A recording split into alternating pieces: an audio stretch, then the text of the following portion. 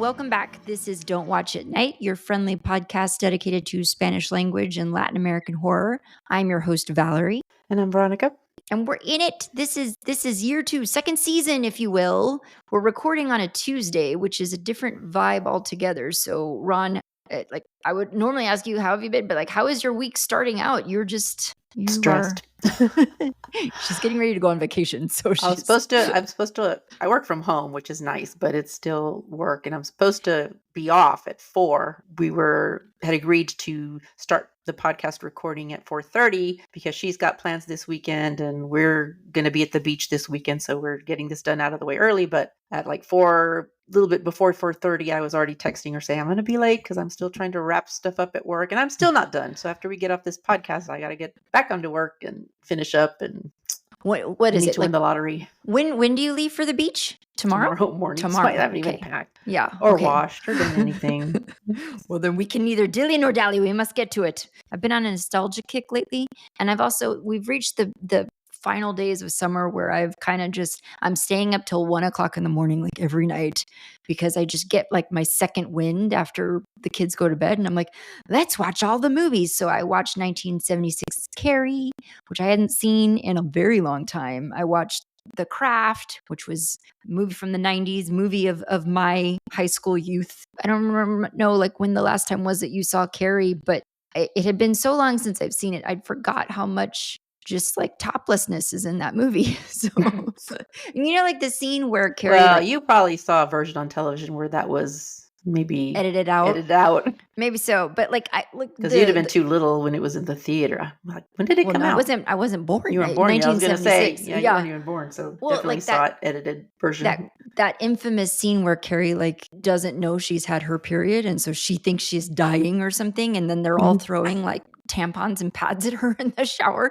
I remembered that scene, but I didn't realize that is how they open the movie. So I was just okay, we're already in it. It was good though. It was a good movie. I forgot how cool it is. Yeah, but because I've been staying up so late, I'm just I'm tired, I'm wired, I'm falling apart at the seams. I didn't even really this is one of those episodes where I'm not well prepared. I have notes written in scraggly handwriting I was doing at 12:30 at night last night, so I don't even know if I can read it. But I wasn't watching it that late. I probably finished around midnight. All right, so for this episode, we watched, and I hope all of you had a chance to watch it. If you haven't, we watched. Oh, what am I trying to say? I can't even think.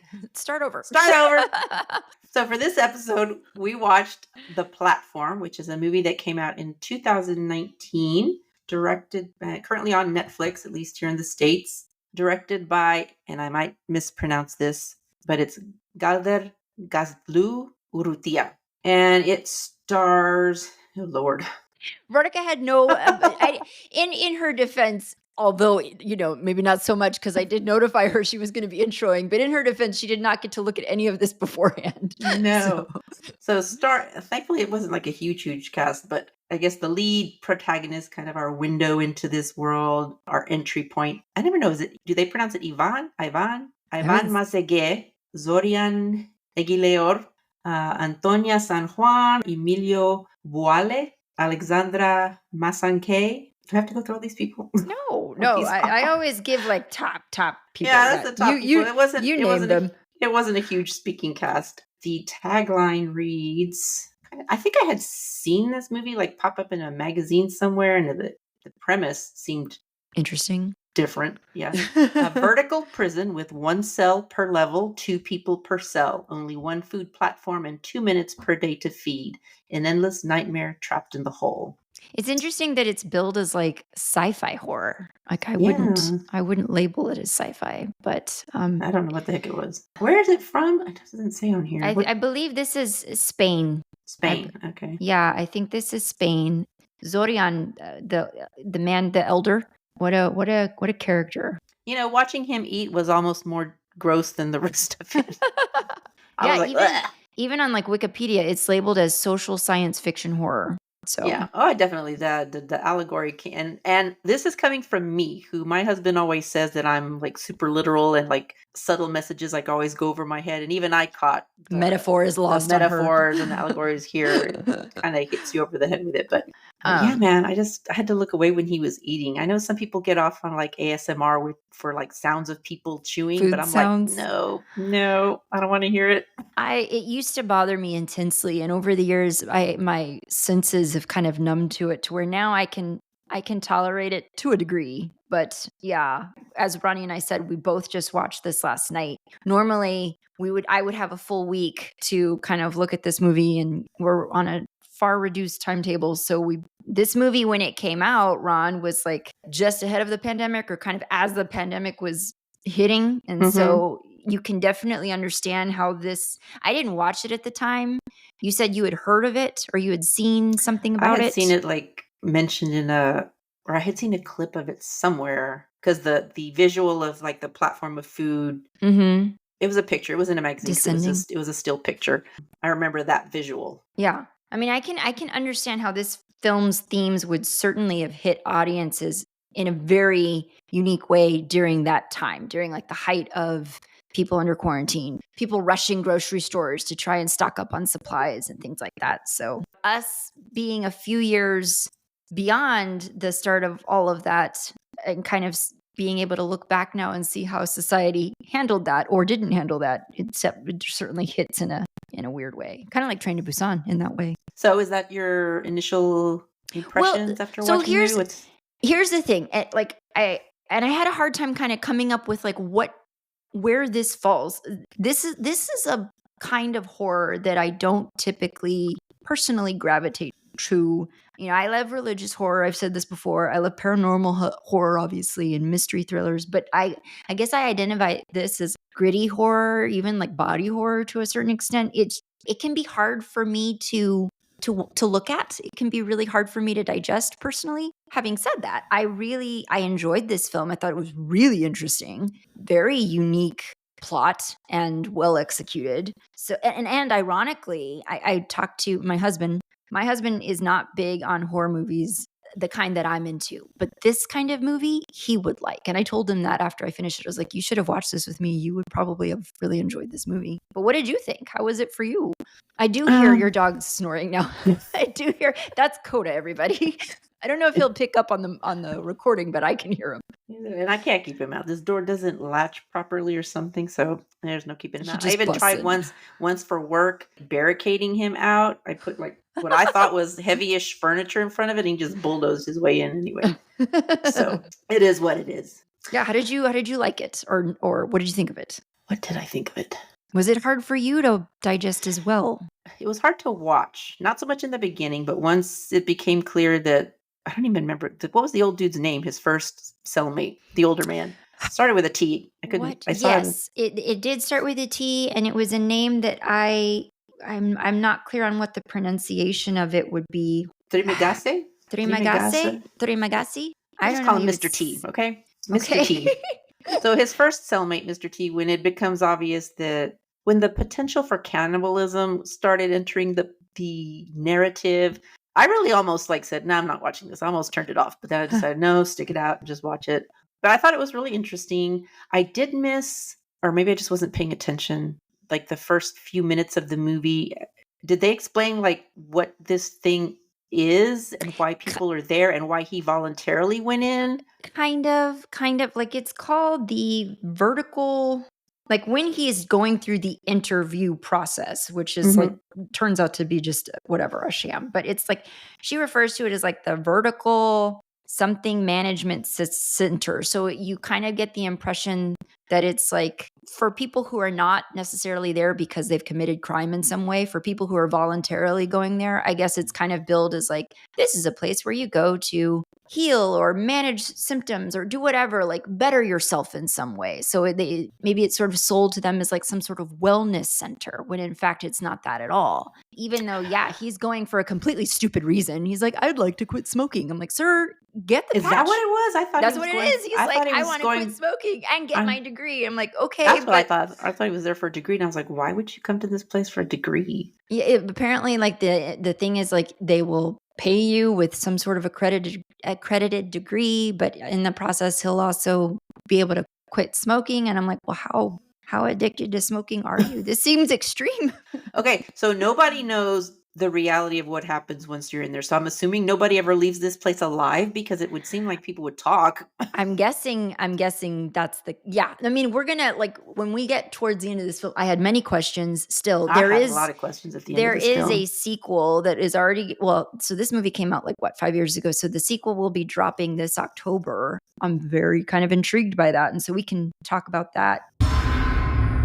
We open on a bustling kitchen with a bunch of chefs hard at work preparing these masterpieces of cuisine. And we hear a voiceover of the old man saying there's three kinds of people: those above, which I thought this was cool, those above, those below, and those who fall. And we start at level 48 with 2 men in a cell. What we come to realize is what is his name? Goreng?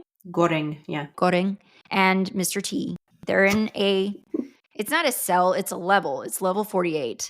I don't know. Visually, what did you think of it's very kind of futuristic box that they're in. How would you describe that? It's kind of like, those modern museums. It's kind of just all looks like it's made out of concrete. There's no softness to it. The beds they were made out of concrete. I kept looking for a toilet. Like I was very obsessed with where they're going to the bathroom for the first 20 Well, they did minutes show of this they did movie. show somebody going to the bathroom. I didn't see it, thank Yeah, God. I think it was gory.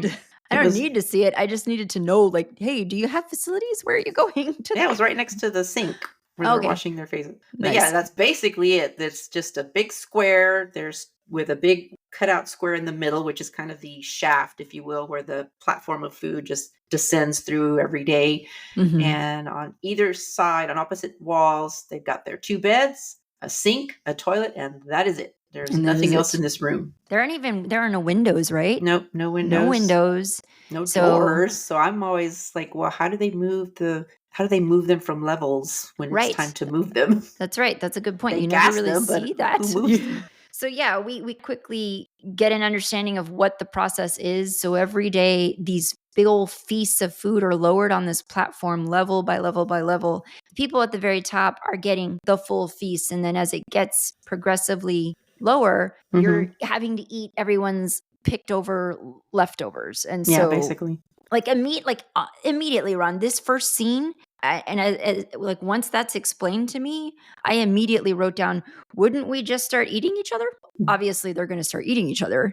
And come to find out, I was right. And yeah, my question at that point was like, is this a prison? Like, what is this? Why would he voluntarily go here? But I guess he was told a lie. It wasn't what he thought it was. That's what I was confused about, but it was too late, and I didn't want to like rewind or restart it to catch maybe the beginning where that might have been explained. And there were like over 200 levels, I think. Over 200, yeah. So basically, there is no food on this platform by the time it gets to the very lowest levels. So and they only have like minutes to eat, like minutes is all they get. And they cannot keep any of the food. If they keep any of the food to try to hold on to it for later, the temperature in the room is either raised really rapidly, so you're basically cooking the cellmates, the inmates. Did you or they freeze them? Did you think for a second, and you never really see that, but did you think for a second with the cooking of the inmates who do stuff like that they then feed the inmates? Like they then incorporate them into a dish, the chefs up at the top? No, because they look pretty overdone. They look pretty well done. Well, yeah, that's right. That's right. We do see later on in the film a charred body. And, I'm just now putting that together that's what that was. I thought that was just maybe somebody who offed themselves, but it's like maybe and I don't think they would have done that anyway, because there was that one scene where back up in the kitchen level where the guy is like, he finds a little hair, because they're really fancy looking dishes when they start out, and he finds a little hair in one, and so he's like trying to figure out whose hair did this come from. So it seems like the goal is to present the best, and then I don't really know what their goal is. Is it obviously it's poking fun at kind of a more capitalistic or a society where basically everybody is just out to take care of themselves, get everything that they can for themselves as much as they can, when in reality, if everybody would just cooperate, work together, and just take what you need, just what you need, then there would be enough for everybody. Right. Right. So it's very much a critique on the way the majority of Western civilizations operate today. Yes. So for that reason, I think that they wouldn't have given them subpar food. I think the goal, the point is to give them the best of what's Mhm. available and see what they Yeah. do with it. See how Yeah. they divide up the spoils, not the spoils, but Yeah. the Tho supply. those scenes where you're seeing the chefs prepare this stuff, it's like for anybody watching The Bear, FX is The Bear. If it's FX, maybe it's Hulu, sorry, Hulu. Hulu's The Bear, straight out of The Bear. What we come to find out, whatever this is, on the inside, they call it the pit, so or whatever. So Mhm. everyone at the pit is allowed to bring an item. So people can bring whatever special token that they want. And so Goreng has chosen to bring a book, Don Don Quixote. Quixote. Don Quixote, sorry. Don Quixote. and then the old man, Mr. D, has brought a big ol' ass knife. And I'm like, oh no, The that's kind you find on late night TV for 3 payments of 19.99. this would be an exercise in restraint to save things for lower levels. But of course, watching this, at the beginning there, I was like, I somehow sense that's not what's going to happen. And sure Mhm. enough, yeah. As the food, this is what made me so sad. As the food is immediately lowered, the old man like spits on it. And I'm like, why? Why? Why do you have to do that? And what's his answer? Because the people on the levels above them had done it, so Yeah. why not? But what I missed was how long were they on each level before they were gassed For and a moved month. for a You have a month? whole Okay. you're there for a full month, and so the old man does explain to Goring fairly early on, he's like, "This is how it works. We don't know where we're gonna be next month, so the Might be on a idea better level, is." you might be on a lower level. Yeah, so he's like, "The idea is eat while you can because we don't know where we're ending up at the end of the month." So and the old man had been there, like, he was coming up on, I think, A a year. year, and he had been on some very low, like 143 and then level 8, he'd been all over the place, so Mhm. he could attest to it's eat or be eaten in there, truly. Yeah, because before we found out that his one possession that he took in there was a knife, I was thinking, "And how is it that you've survived this long, sir? You're an older gentleman. It's not like you look like you're in tip-top shape." And you know what I appreciate was that each scene it's like for I don't know how long this movie is, but it's a standard length Hour and a movie. half-ish. Yeah. Yeah, standard length movie, and I appreciated that it's moving fast. Like you're in it, and things are moving quickly because before we know it, a new month has begun. We do see in montage form Goring and the old man buddy up. They hang out. They're reading to one another, they're eating together, they're starting to, I guess, bond in over the course of the month that they're on level 48. A new month arrives and they are on, I wrote it down, level 171, which is not great. Bad. That's bad. And that's where we open with getting tied to the bed, right? Yeah, he wakes up from being gassed and Yes. he's complete like even I would he's like strapped to that bed. Like there's no getting out. Like from he's almost like picture a mummy that's been strapped to a bed. That's kind of what he looked like. Yeah. Head to toe strapped down because Mr. T, with his experience, knows that he would not have been able to fight him off due to the age difference Mhm. and that once a man but I'm like thinking, it's only a month. You can live without food for a month. You don't have to resort to eating people. Well, that's what Goring is trying to explain to him. He's like, "Well, we can we can get by," but Gilman is like, "You don't understand. Like you will go on and survive. I won't." And I think at that point he still had maybe like 1 or 2 months left to go before he Mhm. would in theory get out. And so he's like, "I can't afford to waste away down here and hope for something better next month. It may not come." So yeah, Because he's they're like, definitely a level when the platform of food comes down, there's nothing. "There's It's been nothing." completely picked over, so there's nothing there. And this is kind of gross because his plan was to wait several days, I guess, until Goring had his body has cleansed itself basically. He had like eliminated all the waste from previous days eating because he's been strapped to this bed for days and days and days. So Yeah. he's soiling himself in this That's bed. He's nasty. just kind of clean. So that's what Mr. T is waiting for him to kind of finish that cleansing out process till there's nothing left to expel. And then he's gonna proceed to, with Slice his off little ginsu knife, start slicing off pieces slice of off slivers, yeah, and it's slivers like of flesh and eat it raw. which, and eat it they don't raw, have a way and to cook it, but he still. talks about, like, how he's gonna eat that, and then he'll also to provide nourishment to Goreng, feed him pieces of himself, and I was just like, "Dear God, like, are we gonna see it?" Thankfully, we This don't. is where I It's was like, "Okay, merciful. I'm not watching this. I'm gonna" I was just about to flick it off when It's just like, "Holy fate hell." intervenes. Fate has other plans for Mr. T. We do yeah, so the fate that intervenes, which we didn't touch on, during their time in level 48, there is one day that the platform lowers and there's a woman sitting amongst the food, what's the leftovers, and Mr. T explains to Goring, this woman, she does it every month. She rides up and down the platform trying to find her child. I guess she entered the facility with her child is the story that we're led to believe. And so yeah, I mean that's Goring's like first introduction to this woman, Mhm. and I don't remember if Mr. T tells him at this point that, she looks dangerous. She is dangerous. She looks like she will cut someone up if they mess with her. And she does. Once they're back on level 171 and he's about to start slicing into Goring. So he does Well, actually. he I does. He forgot that. Yeah. He takes a piece off. takes a piece of flesh and he's about to eat it. And she comes out of nowhere because she's been riding down on the platform and like stabs him and saves Goring and helps him survive by essentially feeding on Mr. T. So she's doing to Mr. T what he was going to do to Goring. She's slicing off pieces, she's eating, she's feeding him to Goring. Like it's just like it's not great. Yes. And even when there's maggots involved, he's still eating off of it. It's like It's gross. so bad. So I kept writing. I was like, this is rough, man. This is really rough. This is a hard watch. Truly horrific.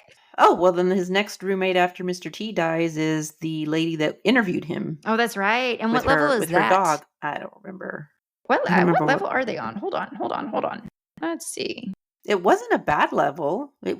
Yeah, it was somewhere in the middle. It was I don't know that what I was her have. I name? don't know that I wrote down what level they're on, but she is. What is her name? Let's look that up. Imogiri? Imogiri. Imogiri? She's the one who starts trying to talk to him about spontaneous solidarity. So she essentially has the idea that the idealist idea that he had at the beginning of like, Mhm. well, if we can just convince the people below us and the people above us to take only what they need and they can spread the word and we can create some spontaneous solidarity that way. And at this point by now, Goring is hardened and he's like, Mhm. woman, that's a bunch of crap. That's never going to work. Society is full of evils. At this point, that's where she tells him she suspects that there's more than 200 levels. She Mhm. doesn't know. Wait, she says there's 200 levels. She doesn't know that there's actually way more than that. Way more than that. And she apparently, if we're to believe her, because she has worked for, they call it the administration, I guess the people in charge of this whole Whatever this is, yeah. whatever it is. And she tells him that she did not know, which I kind of believe, because why would you take your dog into that kind of environment if you knew that that's, because my first thought was, oh my God, someone's going to eat the dog. It's more wiener than dog. It's a wiener Yeah. dog. He's like, that's more wiener than dog. And so I do kind of believe her when she says that she had no idea that this was what But went on in there. it is interesting when we come to find out why she chose to go in there, and it's because she has cancer and because she's found out that her cancer's returned and there's I'm assuming no hope for her. So does she go into this center as sort of like some sort of I would think if you found suicide out mission? you were terminal, you would just, Go live some happy days by the beach. Go ride a bull, go skydiving. What's that Tim McGraw song? I went skydiving. Good grief. Just go ride 2.7 seconds on a bull named Fu Manchu. Right. Yeah, I think like at one point during all of this haze of murder and cannibalism and starvation and whatnot, he has some sort of weird sex dream, imagining himself with that woman who's riding up and down the platform looking for his son. And I those kinds of moments in movies like this always blow my mind because I'm like, really, sir? Who has time to have sexual thoughts in a situation like this? That is not. I don't know. That does nothing for me. No, thank you. Things kind of move very quickly. Every single time the platform goes up and down, she's trying to portion off, like she tries this forever, trying to get the people below her to adhere to her instructions. Like, I've portioned out plates for you, take those, and then do the same for the next people going down below. And to no avail, they're not listening. And finally, Goring is like, listen to the woman, start doing what she's telling you to do, or I will crap all over your food and I will spread it all over the table and you won't know what it's in. And she's like, well, we should do the same for the people above us. And he's like, well, it won't work. And she says, why? And he goes, because I can't crap upwards, lady. They finish out their month and they wake up on a far more, is a far more disastrous level. It must be. I don't remember what level it is, but she hangs herself. Well, but and at some Because it's point a in really there, bad level. And so she knows. but what was the point where the lady that rides the food platform up and down that never says a word the whole movie kills her dog? When did that happen? What is her name? What is the woman's name who rides up and down the platform? She's listed as, the name is Miharu, but I don't remember anybody ever saying her name. So Miharu shows up on their level one night and or maybe it's like she's being attacked and so they help her. I think that's what it is. They help her. And so she stays with them for the night. And then, at some point he wakes to the sound of They're fighting. What is the woman's name who you said it starts with an I? Imogire? She's crying because the woman has slaughtered her dog, probably eaten her dog. We always see his entrails. And so, and then that's pretty much when she loses any hope. She loses any hope. She's just beyond it. And then they wake up on a far worse level than they were on. And he wakes to find that she has hung herself. We forgot to mention, but throughout the course of this movie, once Old Man dies, Old Man is still coming to him as a ghost, as things that he's imagining as a ghost. And so once this woman hangs herself, she starts appearing as a ghost to him as well and kind of talking to him. They're like his conscience in a way, I guess, for lack of another way to put it. Supposedly, I thought she did that because she just saw no hope left. And so she took herself out of the equation. She says she did that because she knew he would have to eat and she knew that she didn't want him to have to anyway. Yeah, she didn't want him to have to kill her. So she's like, took care of it for you. And this way you can feed on me. And then we show him kind of descend into madness. He's trying to count. I thought he was trying to count time. We come to find out later he's trying to count the number of times the platform is going, trying to determine how many levels there are. And so he's clocking things on the wall with the knife that belonged to Mr. T. And finally he reaches his point of desperation where he does start to have to cut into her to eat. And then we open to, it's now the start of a new month. Thankfully, all of these cannibalism scenes are fairly short. We only see allusions to it and then that's it. So he starts a new month and he's on level 6, which is as good as it's going to get. And this is where he meets Baharat. And he's telling Baharat, I figure there are 250 levels by my counts. He's also way off. There's way more than that. But he convinces Baharat that, he's very, very, at this point, just devil may care. We have to go down to come up. And Baharat says only a fool would leave level 6. Who would ever leave level 6? And Goring says, well, only 2 lunatics on fire, because that's what Baharat is saying. He's like, I'm on fire. I'm almost out. Just 5 more levels to go. I don't know why he thinks that when he gets to the top, he'll get out. That's not how it works.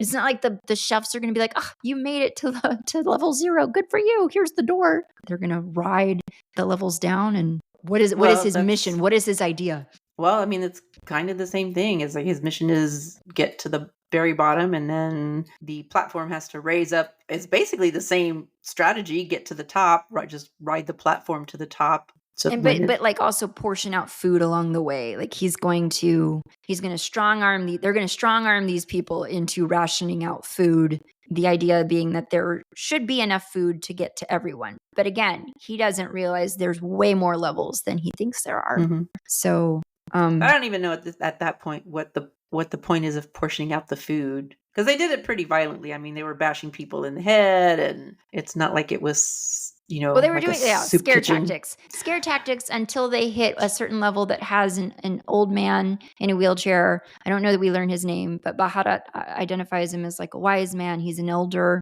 and someone he knows, because the old man is talking to him as though he knows him. And he says, this is not the way to do things. You need to do things through communicating, persuading.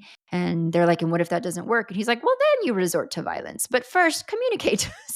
So they start trying that approach. They start trying to reason with people. And only once they fail to respond to reason do they bash them over the head. But on one level, they get the crap kicked out of them and like almost get murdered. And so then as they're descending further and further down these levels, they're recognizing how far they've miscalculated. The old man also tells Baharat the way to send a message to the chefs up top, to the administration up top, is to send them a perfect dish, something that hasn't been spoiled, something that demonstrates restraint and control. And only in doing that will you send only in doing that will you send a message to them that we're not going to adhere to these dynamics. I don't know what the point is, but so Baharat clings to that. He's like, the message is the panna cotta. The message is the panna cotta, like is desperate to keep this perfect thing. And they descend and they descend and they descend, Veronica, until they get to level 333. And what do they find there? The most improbable thing. They find a young girl. A young girl under a bed. And I'm which like, I think is supposed to be the missing child. Yeah, but at this point, I'm like, I don't know. I was like, this makes no sense. Like how this child, number one, doesn't look underfed at all. It's not like she's looking malnourished. She doesn't even look particularly roughed up. So I'm like, how is this child survived? Well, she's there by she's there by herself. So yeah, but on a low level where food never makes it. I mean, she would have had no food for months and months and months. It makes no sense. And so this is when I start checking out of the movie. I'm like, okay. Well, keep in mind, I get the message, but this makes no sense. Because keep in mind when they start this, it's day 1 of the month. So she's only just woken up on level 333. So she's been starving for maybe all of like a day, or she hasn't eaten for all of like a day. And on a previous month, she may have been level 5. We don't know. So it's conceivable, but how she would have survived this long in the pit, she would have only had been able to survive if she had been like they stuck her in a cell by herself. So every time she travels every month, she's always by herself. And maybe like in doing that, they gave her a leg up in surviving, but they don't explain that. Like that's not explained. That's just me making And whatever happened to platform riding lady? Did I miss her demise? Murdered. No, she gets murdered. Yeah, we see on one level that's when they get attacked because they lower down to a level where she's getting stabbed. And so they try to intervene to help her. Oh, was that her? I didn't know. And then they get attacked. I mean, my whole thing, because initially, I was thinking, how would that little girl even still be alive? I was thinking, well, maybe he's hallucinating her because they're like on the brink of death. Maybe she's like a hallucination. But I don't know. I mean, obviously she turns out to be real. And in the night, they stay there on that cell for a period of time, trying to recover from their wounds. And Baharat in the night bleeds out. And when I saw that he'd bled out, I thought, oh my God, she's a tiny cannibal. Like she ate him. But no, he just bled out because he had been stabbed when they got attacked. And so he wasn't going to make it anyway. So Goring manages to pull his wounded body on the platform with her, and they ride all the way down to the bottom. And when they get to the bottom, out of the shadows comes his ghost friend, Mr. T, who tells him, you've made it. Your work is done. And he says, no. The girl is the message. Ella es un mensaje. And I'm the bearer. I need to ride up with her and make sure they get the message. And Mr. T says, the message needs no bearer. She can ascend on her own, basically. And, it's time to come with me. And so he does. He goes off with Mr. T. This is presumably him dying. And she rides her way all the way up to the top. And that's the end. That's what it is. And so we don't really, we end with so many questions and we're left wondering. It sounds like you didn't really enjoy the movie, or you just felt dissatisfied with the movie. I thought it was interesting concept. They were just, like that ending, like what happens to the girl? Like, is that really a way out? Or is she just going to be, I need closure. I need to know, I need ends tied off. And I don't like to be left to imagine because I don't imagine anything good for what's going to happen to her. So she gets sent all the way to the top. And then what? And then what? It's like, there's no guarantee. Like, I guess because we don't really know the whole purpose of what this thing is. Like, what is the purpose of this facility? Yeah. We don't know if the administration will interpret that message the way that we want them to. Like, what are they going to do with that message? Because it doesn't seem like it's a prison if someone can go in there voluntarily just to get a degree and to stop smoking. So is this just some kind of gigantic, expensive sociological experiment on human nature? And they're just using people as literal human guinea pig. Right. And like, Truly, I don't know. I did a little bit of reading. What the sequel is gonna be about, information and details on that is limited. I would kind of want a sequel that gives us a little bit of an origin story for this center. What is this? Who are the people behind it? Is the sequel going to detail, like, is there gonna be a riot, a rebellion from the pit where they make it to the top? They uncover who the administration is and all this stuff and, like, burn it to the ground or whatever. So I don't know that we're gonna get that, but that's kind of like what me as an audience person wants to see. Otherwise, it's just, like, incredibly depressing Yeah. with It's like, what was no the clear point of this? resolution. But she Because is the if it's, message. it's not a hopeful message for human nature because nobody exhibited any kind of restraint, really. Yeah. Yeah, I mean, ultimately, they weren't successful in getting people to Cooperate. cooperate and take care of one another. They were successful, I guess, in securing this girl's safety. But again, that's only if they can appeal to the administration and get them to see the value in the fact that they protected this girl's life. I don't know what I don't know. I don't know what the message is the girl, but I don't know what the message is. Yeah. I did want to share some stuff because there were some interesting things, including things that the director said in interviews. And to your point about metaphors and parables in this movie, so there's a review in The Guardian from March of 2020 that points out that this movie is reminiscent of the allegory of the long spoons. Are you familiar with that?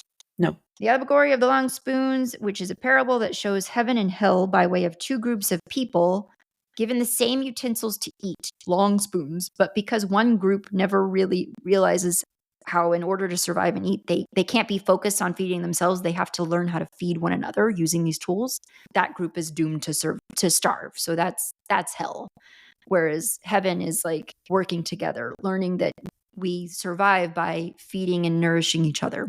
This film won the People's Choice Award at the Toronto International Film Festival on designing the facility. The director, can I just call him Calder. Galder? Yeah, Galder, just call him Calder. on the design, on how he wanted to incorporate designing the facility. He said the process when designing the platform was key to getting the most out of every euro of the budget. Functionally, the entire construction was calculated to the exact millimeter with modular walls and nooks and crannies in order to be able to shoot like 99.9% of the film with cameras on the shoulders. So there's no machinery. Artistically, the design represents the dehumanized coldness of this is what it's called, of the Vertical Self-Management Center. Vertical Self-Management Center, VSMC. Well, people cannot self-manage themselves. And then this was another interesting thing. He had an interesting response when talking about the creative choice to have the scenes where we see the chefs prepare these feasts. In those scenes, the audience doesn't hear their dialogue. It's been silenced and it's played over with the film's music. And he said, in a world where many starve, suffer imposed wars, lack medicine, the waste and superficiality of the so-called first world is insulting. Aesthetically, the kitchen is represented by cheerful colors and machines that look like toys, but the performances, without dialogue, and the tone of the music all tells us that something is not right in the consciousness of those above. Interesting. Yeah. That's interesting. Yeah. It's an interesting plot. It was really, I mean, there's a lot of reviews that we've linked for you guys in show notes that kind of compare this to an old movie called Cube, to Snowpiercer, even to Saw, which again, that's an example of like a genre of horror that Ronnie and I just don't vibe towards just because it is so hard and painful to watch. I thought that this film was interestingly done and was watchable. Like it is something that I was able to watch, unlike Saw, which I would just never really, I myself would not watch. But I mean, I would take a look at this sequel just because I'm interested to know if we're going to get some answers. But if we're going to You said it hasn't come out yet? The sequel? it comes out in October of this year, guys. It'll be dropping on Netflix. So you can look for it there. Have any closing thoughts on it? Would you, we don't normally do recommendations like this, like watch it or don't watch it. We don't really care. But in your mind, would you recommend it to people, Ron? There are other movies we've seen on this podcast that I would recommend first. Yeah. I mean, it's interesting. I think like my husband would probably Very ambitious appreciate it. debut. Like this was his debut, I believe. So very ambitious film. My husband would probably appreciate it. And I think it is well liked in the horror crowds and not very well. I don't know how well talked about it is. I saw some commentary from people online saying this is a great movie that people are sleeping on. Why aren't we talking about this film more? And so I don't know. Give it a watch. But Ron's right. There are other movies that we've looked at that she and I personally have enjoyed more. You know, if this is your kind of tea, like if you like these kinds of gritty horror movie, you know, body horror, kind of like all that stuff, go for it. Like I think that this film does a really good job of showing those scenes without it being like gratuitous. Like, you know, it's this isn't the right word, but for lack of a better word, it's tastefully done, I guess. So if I was able to stomach it, no pun intended, then it was tastefully done. So guys, this is our last plug for book club because the next episode coming up after this is going to be book club episode. We're going to be discussing Monstrillo by Gerardo Samano Cordova. Yes. So that is the book that we have been reading, and we will be discussing it in full on our next episode. Book club episodes are also an episode where I typically bring some kind of a cocktail to the discussion. Sometimes themed with the book, sometimes it's just what I feel like drinking that day. So, and if you're part of our book club mailing list, then you're going to get that, you know, you're going to get those cocktail recipe cards as well as like community read recommendations that are circulating around.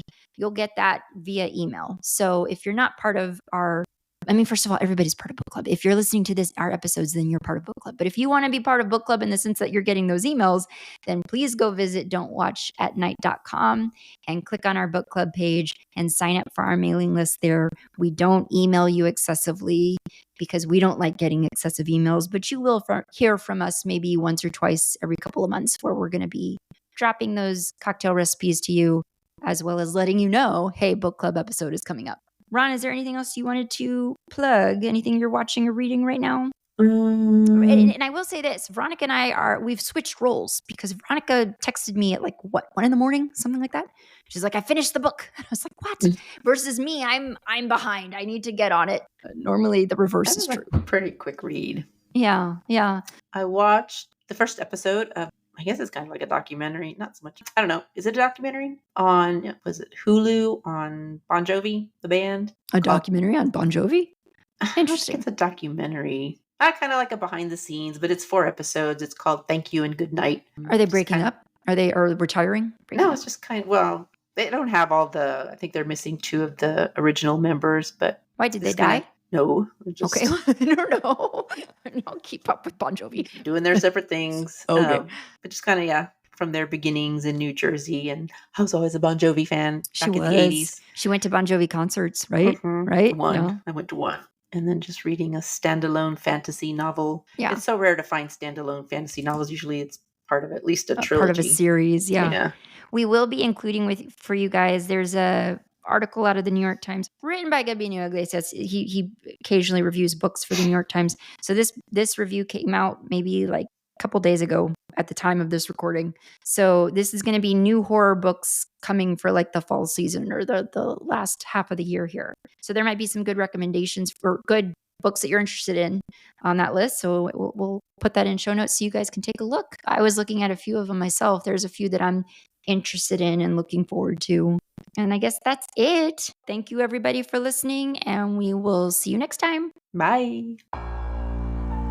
Don't Watch at Night is a Nest production hosted by me, Veronica, and Valerie. Editing by Valerie. Music by Omar Chakor. Production support for this episode provided by Lorenzo Villarreal and Alex Street. Listen to new episodes of Don't Watch at Night every other Monday, and don't forget to give us a rate and review. It's the best way to help us grow.